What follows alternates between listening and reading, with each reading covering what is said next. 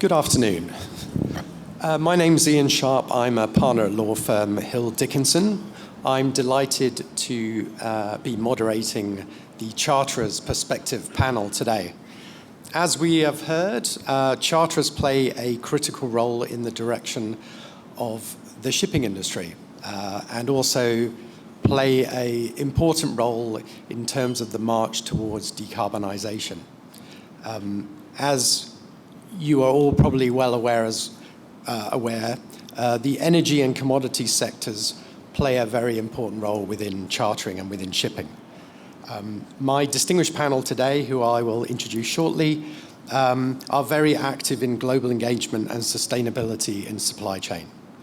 So in no particular order, I'd like to introduce you to Mrs. Sarah Greenough. She's the Head of Sustainability and Supply Chain Excellence at BHP. Captain Raaj Sivalingam, Master Mariner and Managing Director of Clearlake Shipping Pte. We also have Mr. Scott Bergeron. He's the Managing Director, Global Engagement and Sustainability with Oldendorff Carriers. Mr. Matthew Tan, General Manager for Chartering with Rio Tinto. And last but not least, we have Mrs. Anand, Head of Shipping at South 32. So today we're going to touch upon a few issues that have come up today. Decarbonisation, regulations, and a little bit on the impact of ESG. So I'd like to start actually with a question for Sarah. BHP is amongst the world's top producers of commodities, including iron ore, copper, nickel, and met coal, and obviously plays a major role in supplying products essential for the transition of society towards a more sustainable future. Could you tell us a little bit more about BHP's approach to sustainability, to its supply chain and its chartering activities? Yeah, thank you, Iain. So I guess from BHP's perspective, it's all about how do we provide the commodities the world needs to decarbonise. And, that's, whether that's iron ore, nickel, uranium, potash in the agricultural sector. And it's really, what is our strategy to pivot and make sure that, we have the commodities needed to decarbonise. For example, we're going to need 4 times the amount of nickel and 2 times the amount of copper over the next 30 years just to keep up with the pace of decarbonisation. And interestingly, our shareholders are interested now in not just what we produce, but also how we produce it. And we're getting to this intersection where value and sustainability are almost now 2 sides of the same coin. So I guess moving more into the maritime space, BHP's decarbonisation strategy is really reflective of our role as a charterer in the maritime sector.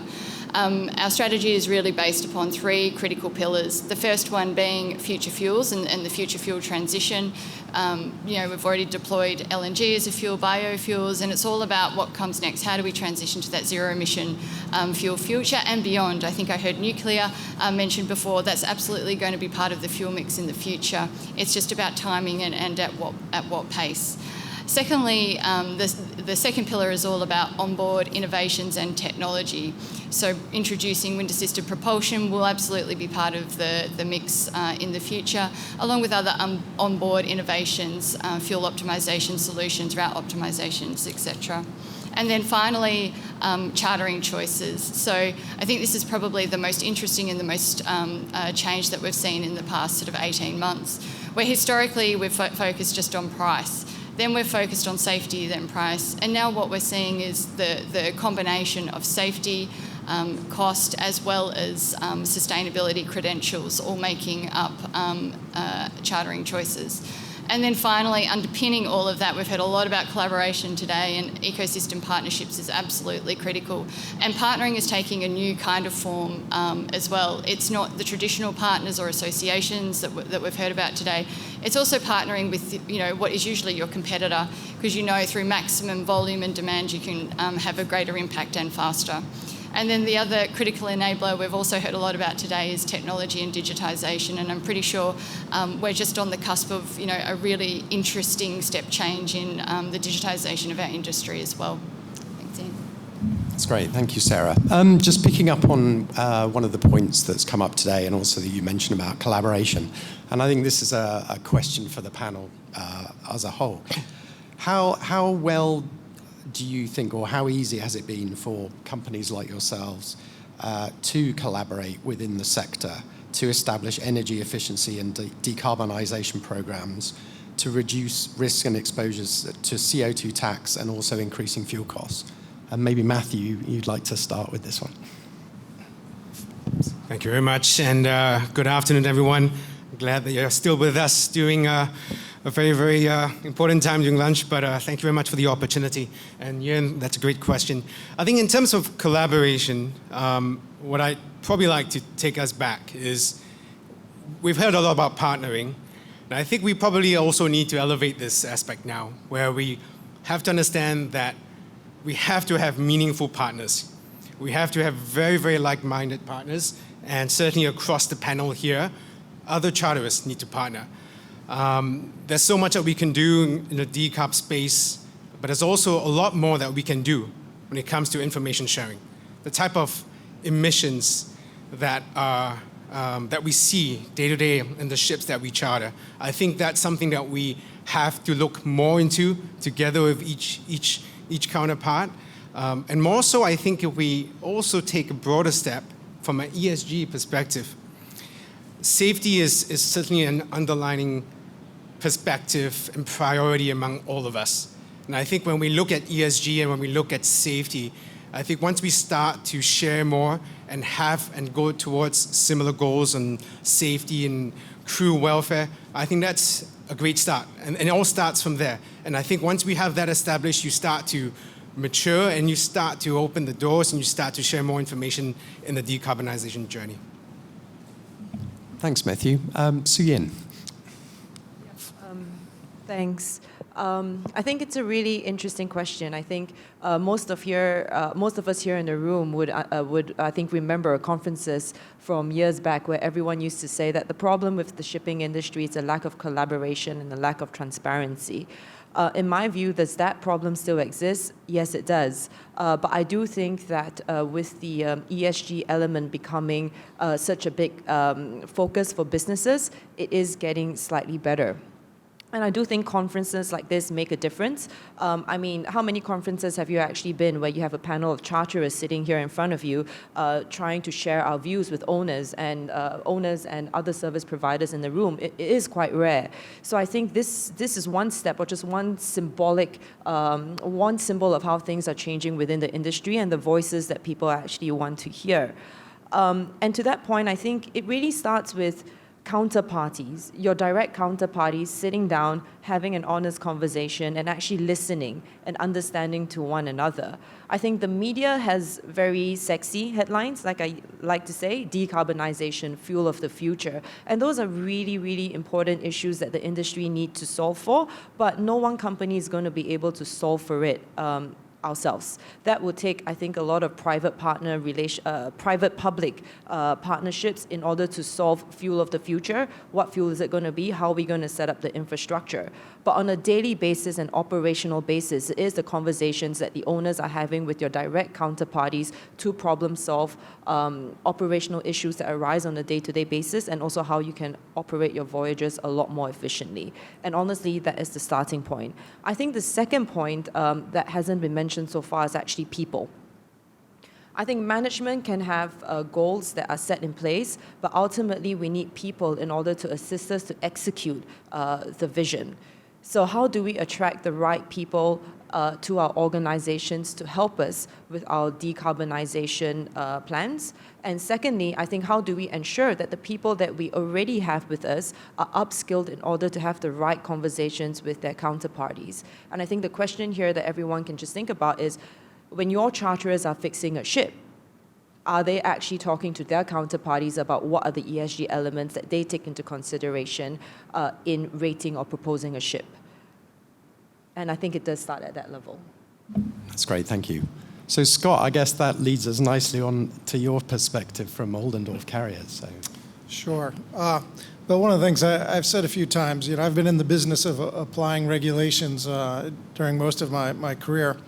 And to me, this is the first time a new regulation has come where there is this sense that it's a joint responsibility. I mean, if we look back just to 2020, IMO 2020 and the change of fuel, our charterers, our clients would ask, okay, how are you going to solve that problem?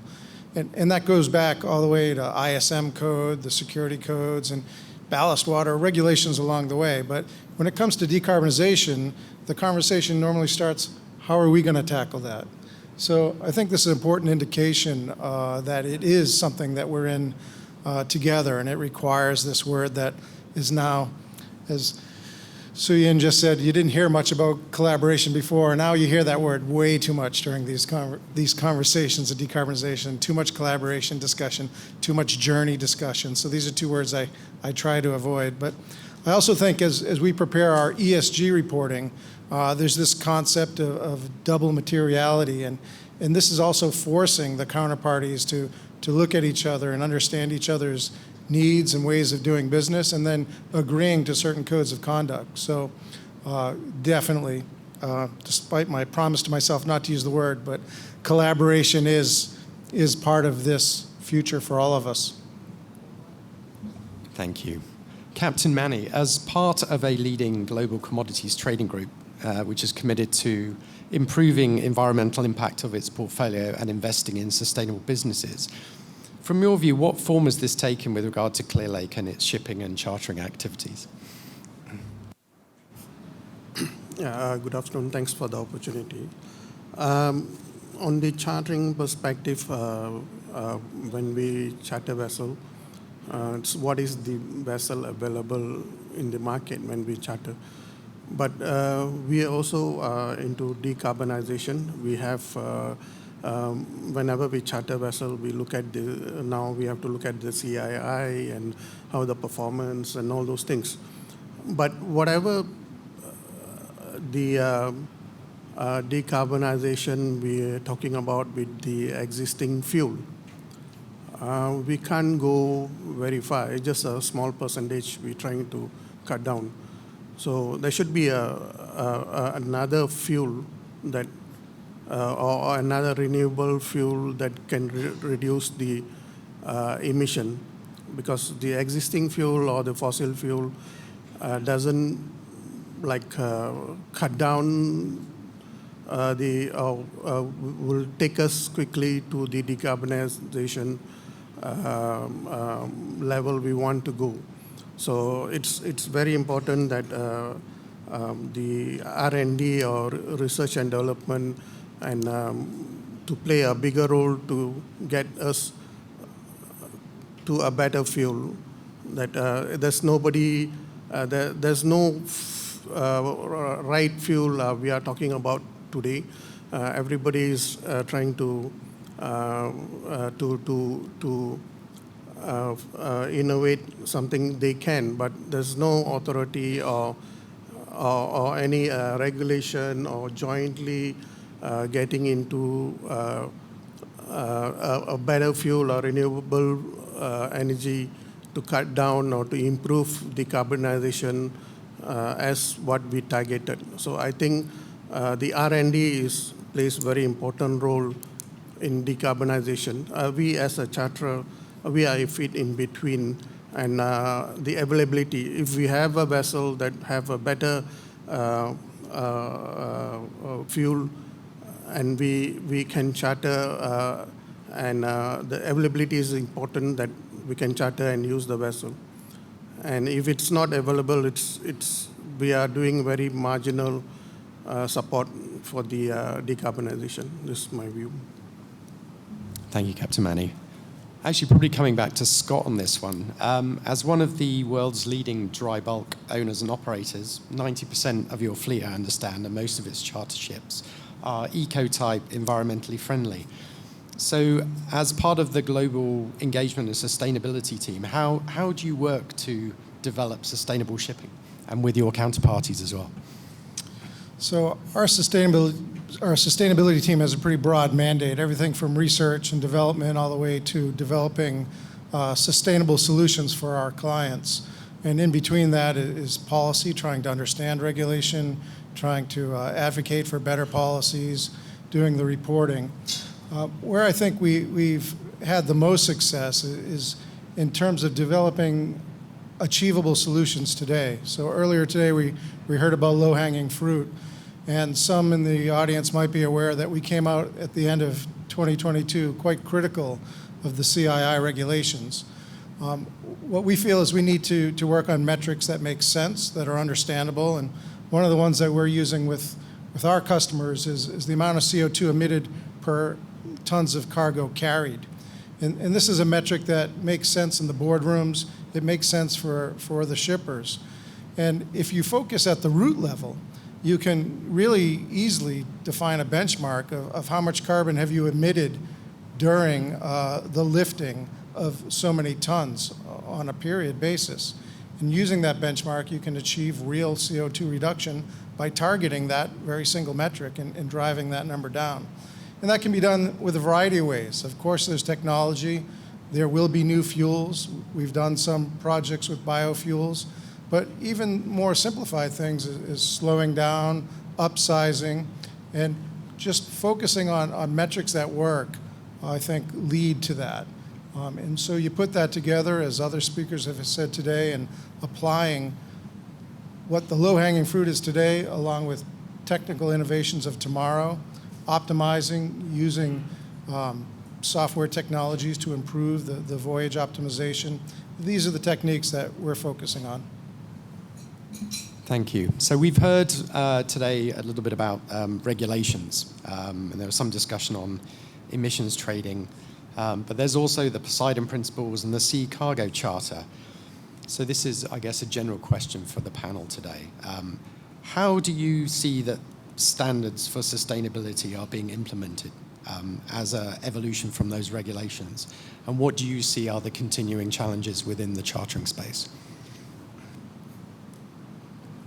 And perhaps, Sarah, we might start with you.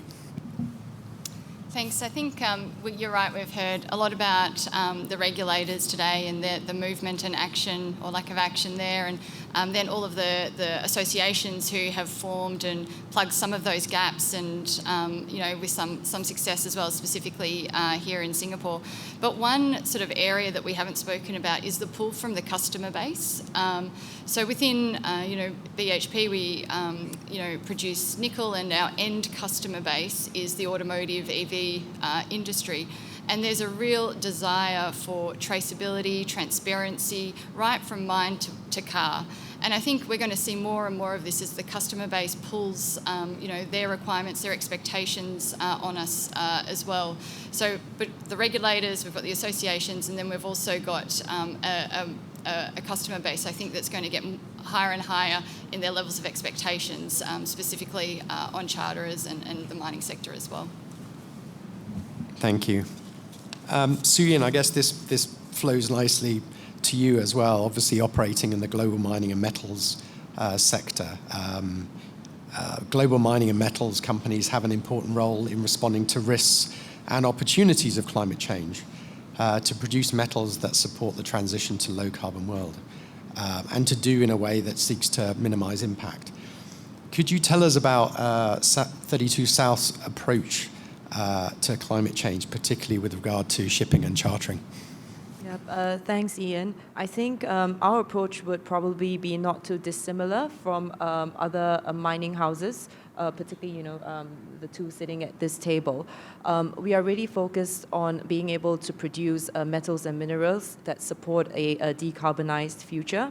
I think in relation to shipping and our supply chain, our two main areas of focus are on partnerships and collaboration. Sorry, Scott, couldn't find a replacement word at short notice. Partnership and collaborations, and really people.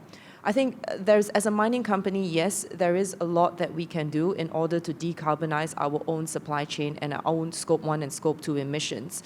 But as charterers, if we want to decarbonize our Scope 3 emissions, I think we really understand that we need to do this in collaboration with our partners. And by that, we refer to our suppliers, so ship owners here, and also our customers. And I would echo Sarah's point that the customers play a really important part in this entire chain.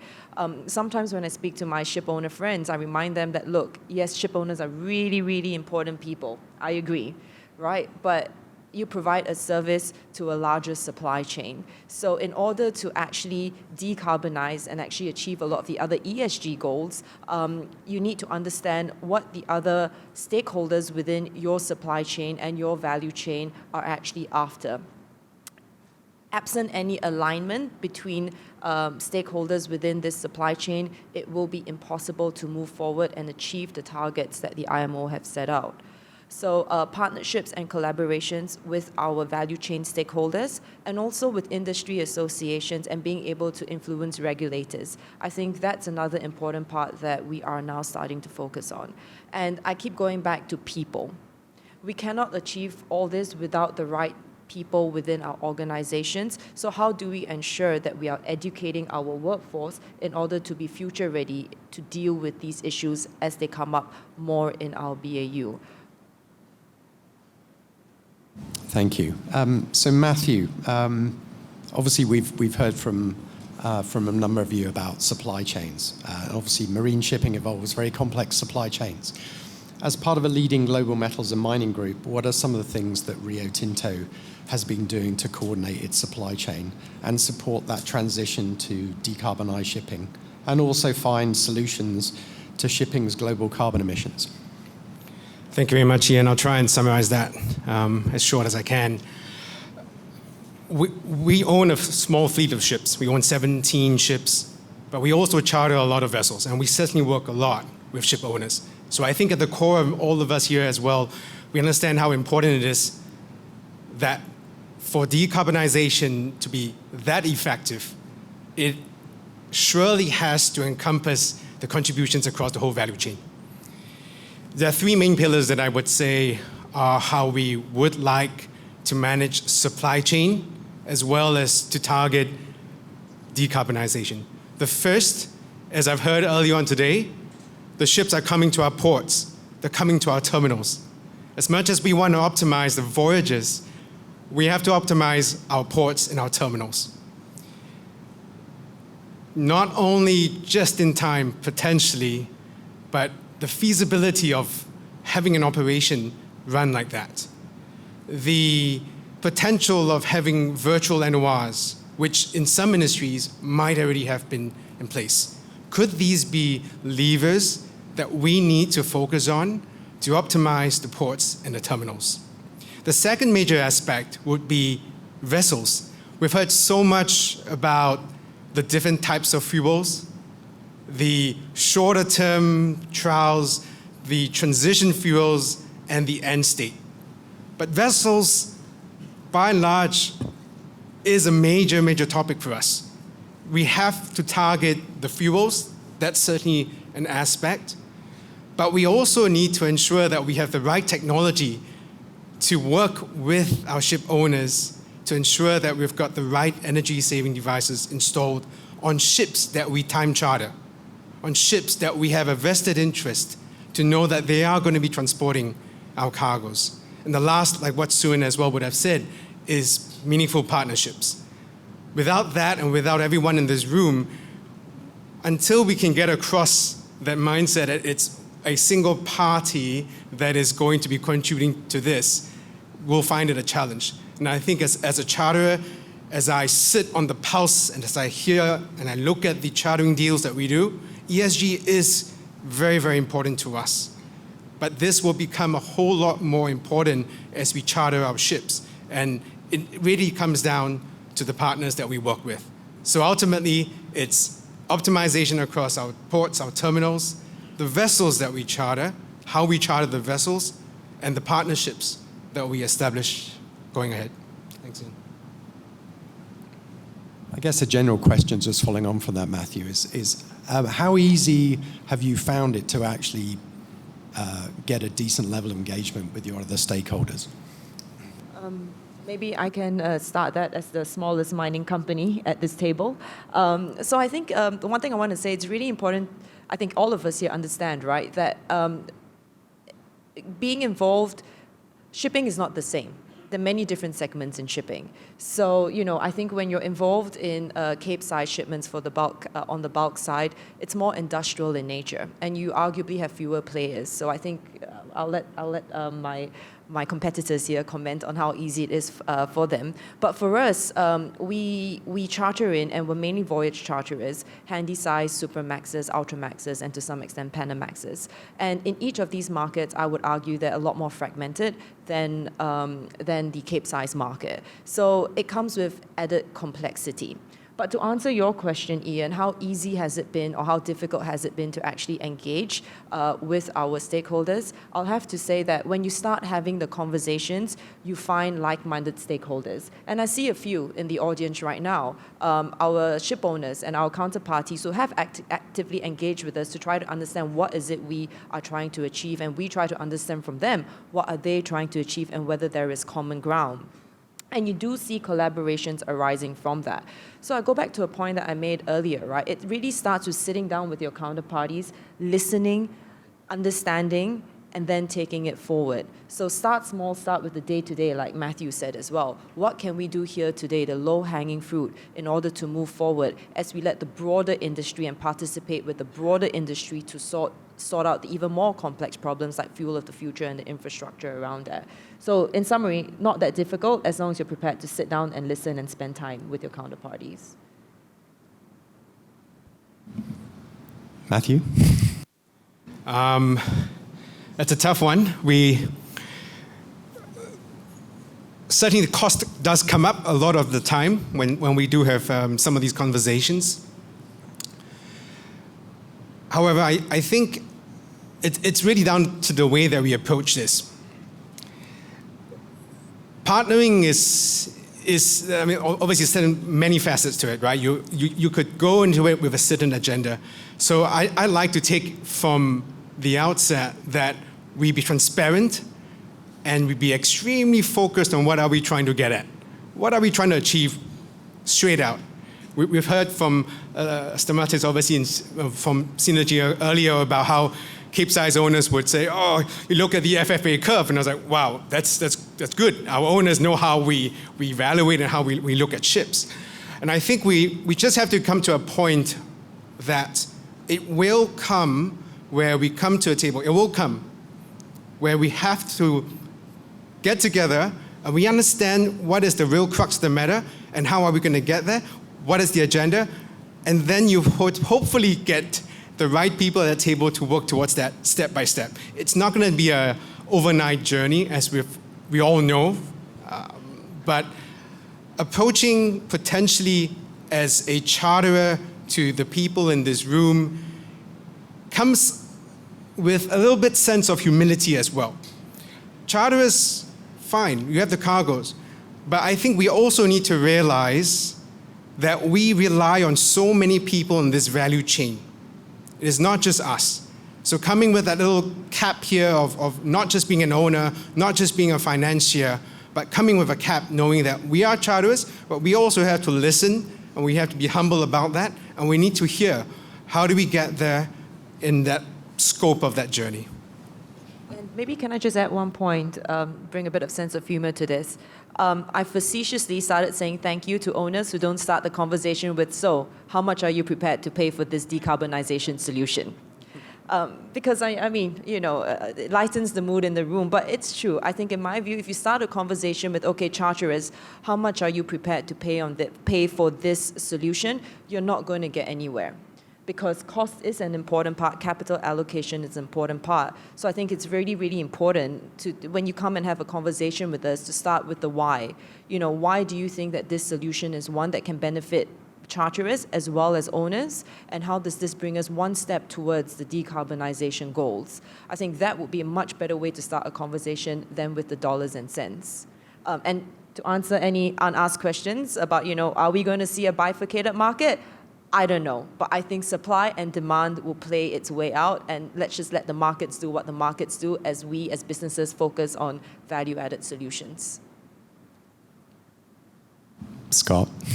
Yeah, I would just add that it really is about the supply chain, and when we approach it, we try to understand what are the objectives. So It's not the simple solution, it's the complex solution. It's understanding not only what's achievable, but what is it that's desired to be achieved. And we can talk about certain solutions that are expensive, we can talk about solutions that aren't expensive, but if you're just shifting the burden on a different mode of transportation and suddenly going to a port where you can no longer use barges to go into the hinterland, you have to use trucks, you really haven't solved anyone's problem.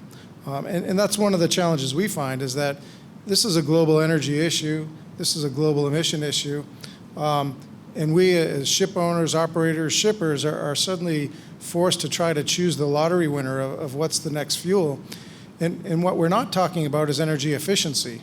So just like it's the entire supply chain, it's also the entire energy efficiency discussion. And this is where I think we, as a maritime or shipping industry, we're still learning a lot. So it's a little bit premature to be picking these lottery winners. Thank you. Captain Manny, I guess as a master mariner as well, how have you found, I guess, dealing with things from the other side of the equation, being in trading and chartering?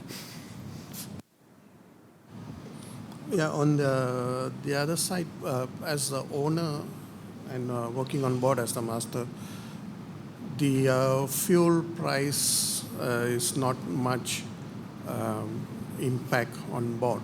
So unless the culture change, it's more impact to the charterer. There's a more impact for charterer when it comes to fuel.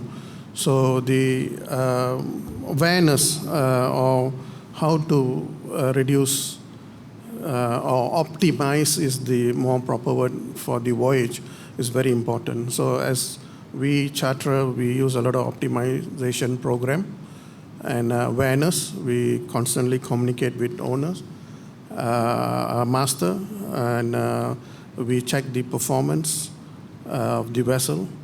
And I left sea like quite some time, like 11, 12 years. Back then, we never heard anything decarbonization. So when we crossed 2020, everybody was only concentrating on the cutting down the sulfur. And then after the sulfur, immediately we went to decarbonization. So decarbonization, yeah, we set a lot of targets. But I think still very important here is the fuel, which when talking about the kind of fuel we're going to use, I think that goes more for the owner side on the R&D and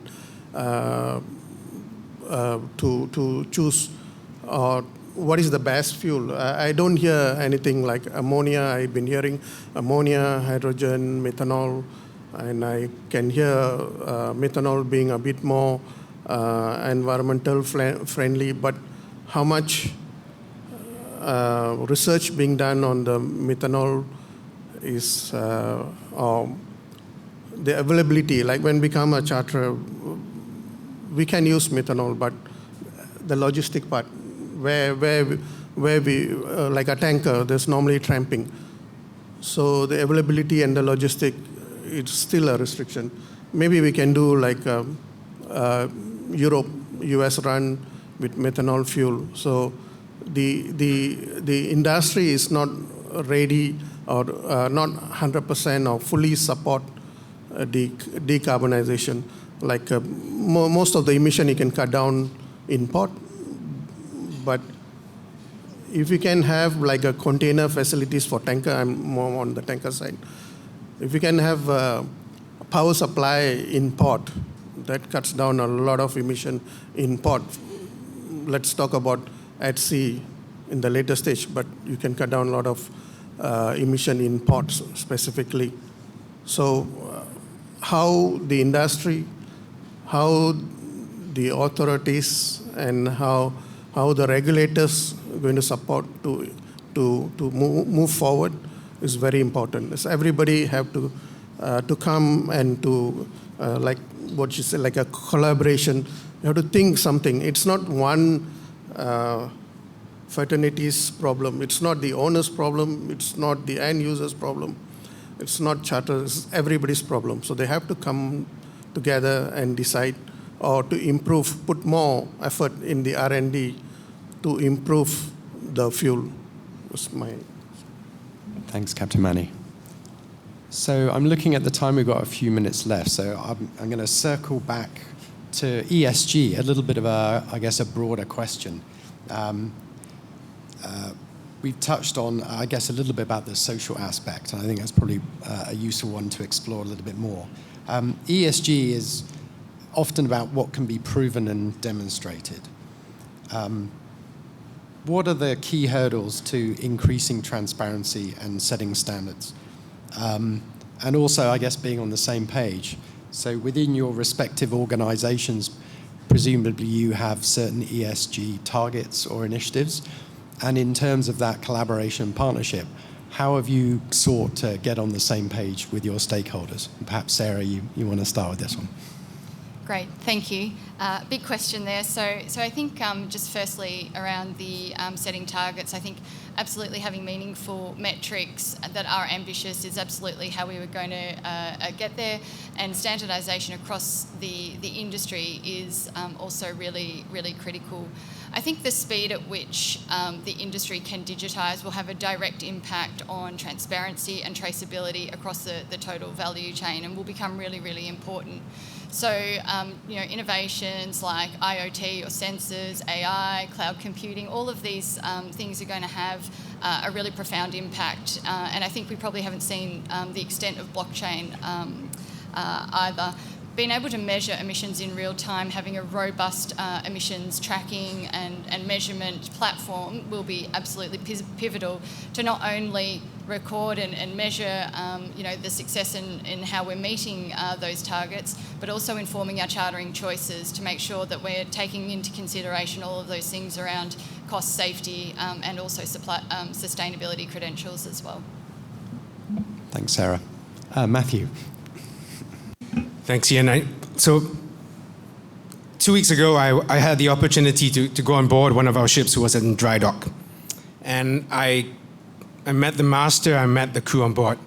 And I was, again, my heart, for a moment, and I think I should say this, my heart melted. Because from an ESG perspective as a charterer, I think safety, welfare of our crew and our seafarers, which I know the next panel will be touching upon, is at the crux of it. And why I say that is because we've seen far too many incidences within our trades where we don't know that an incident had happened or it's not been reported or shared so that we can learn from it. And I think when we get to relate to people who are on board these vessels for extended periods of time, on the chartering desk, when we sit there, we start to be able to understand how human capital becomes so important to this industry. So in summary, I think from an ESG perspective, transparency is extremely important. We are trying to raise the awareness through a program called the Designated Owners and Operators Standard, where we want to be able to elevate what potentially a dry bulk safety standard could be, and that owners and the like-minded people like us will be willing to share and learn from safety incidences that might have happened in our fleets. And I think that's probably something I'm really looking forward to as well. Thanks, Matthew. I think the big hook is approaching us, the final countdown. So I'd like to say thank you very much to our distinguished panel today and to the audience for listening. We hope you found the charterers' perspectives enlightening. Thank you very much.